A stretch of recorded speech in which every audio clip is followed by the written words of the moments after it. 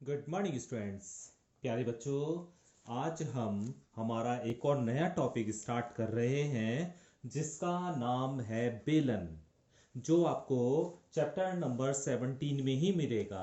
जिसमें हमने अभी तक आयताकार ठोस के बारे में पढ़ा, घन के बारे में पढ़ा। ठीक है, उसके आधार पर पहली एक्सरसाइज के हमने कुछ क्वेश्चन किए, और अगर आपने वो क्वेश्चन कर लिए हैं तो उतना भी सफिशियंट है।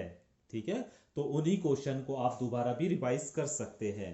तो आज हम एक नए टॉपिक के साथ यहाँ पर आए हैं जिसका नाम है बेलन, जो आपने 10th क्लास में पढ़ा होगा और अवश्य रूप से पढ़ा होगा, है ना। बस उसी टॉपिक को थोड़ा सा आपको याद दिला देता हूँ।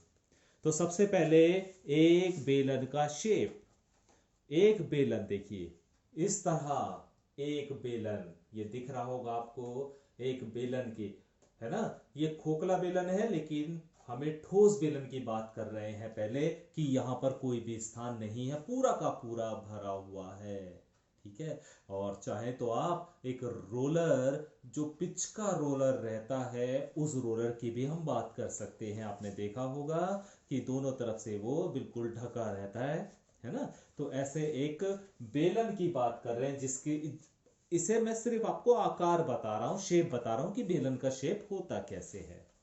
ठीक है, तो इस प्रकार का प्यारे बच्चों एक बेलन का आकार होता है। आप देख रहे हैं ये घुमा हुआ हिस्सा होता है, बिल्कुल गोल होता है। इसे वक्रपृष्ठ बोलते हैं। इसका इसका सरफेस एरिया बोलते हैं, वक्रपृष्ठ बोलते हैं इस घूमे हुए एरिया को। ठीक है, आप जानते हैं प्यारे बच्चों, आप देख रहे होंगे कि बेलन का एक सिरा बिल्कुल गोल है, एक वृत्त के आकार का है, और दूसरा सिरा भी वृत्त के आकार का है। ठीक है, इस तरह का एक बेलन है। प्रत्येक सिरा यानी दोनों सिरे इसके वृत्त के आकार के होते हैं।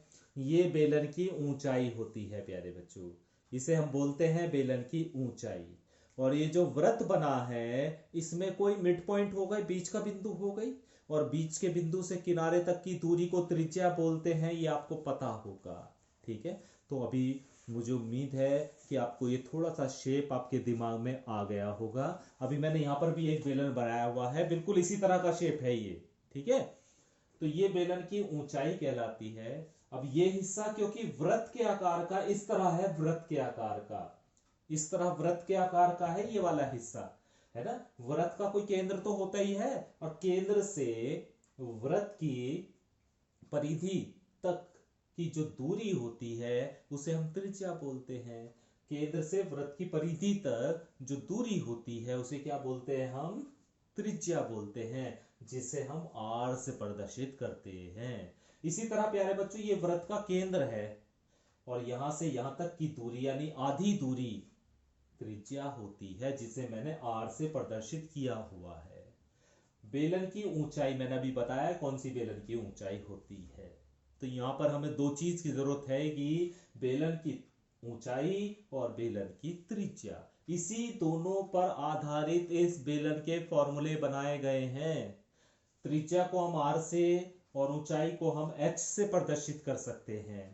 इसी के आधार पर हमारे फॉर्मूले तैयार किए गए हैं, और इन फॉर्मूलों में पहला फॉर्मूला है बेलन का आयतन। और बेलन का आयतन प्यारे बच्चों होता है pi r square h. Pi r square h. और आधार, आधार कैसा है बेलन का? इस आकार का है या नहीं है? जो बेलन का आधार है वो इस आकार का ही तो है, वृत्त के आकार का ही तो है। तो इसका जो क्षेत्रफल होता है, इस वृत्त का जो क्षेत्रफल होता है, वो पाई आर स्क्वायर होता है। वो पाई आर स्क्वायर होता है। और प्यारे बच्चों एक बात और सीख लीजिए, कि इस वृत्त की जो परिधि होती है, इस वृत्त की परिधि अर्थात इसके आधार की परिधि, बेलन के आधार की परिधि, इसे हम लिख भी सकते हैं। यहां पे लिख दीजिए,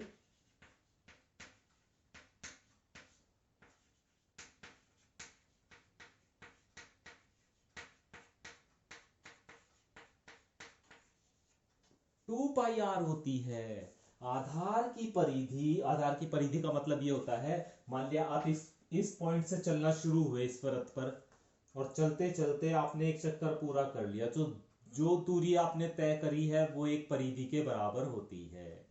तो प्यारे बच्चों, इस वृत्त की जो परिधि होती है, अर्थात इस बेलन के आधार की परिधि, बेलन के आधार की आधार क्यों कह रहा हूं मैं, क्योंकि इसका आधार इस आकार का है, वृत्त के आकार का है। तो इस बेलन के आधार की परिधि 2 पाई r होती है। ये बहुत अच्छे से ध्यान रखना, कहीं कहीं इसका इस्तेमाल हो जाता है। ठीक है।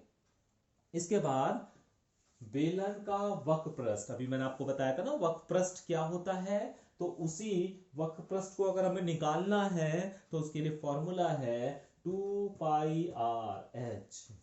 ठीक है। अब इसी तरह बेलन का संपूर्ण पृष्ठ, प्यारे बच्चों संपूर्ण पृष्ठ का मतलब ये होता है, देखिए ये तो वक्र पृष्ठ हो गया।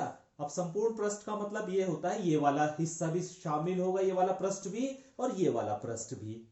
तो ये पृष्ठ तो है ही आपका वक्र पृष्ठ, और इसके साथ साथ ये भी और ये वाला हिस्सा भी शामिल होगा, तब जाके ये संपूर्ण पृष्ठ बन जाएगा। और ये कितना है, ये वृत्त है और इसका क्षेत्रफल कितना है, πr²। तो ये पृष्ठ है आपका πr²।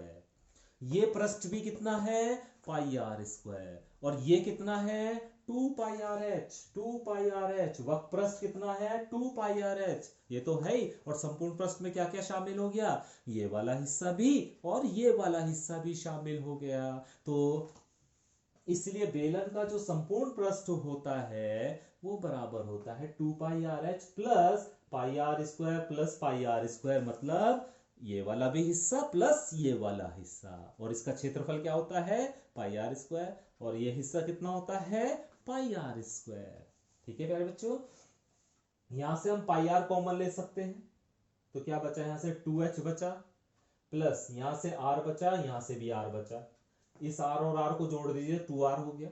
इन दोनों में से 2 कॉमन ले सकते हो आप, तो 2 बाहर आ जाएगा, 2 पाई r, और अंदर क्या बचेगा, h प्लस r। तो प्यारे बच्चों, अगर आपसे बेलन का संपूर्ण पृष्ठ निकलवाया जाए तो उसका सीधा फार्मूला आप अप्लाई करेंगे, 2 पाई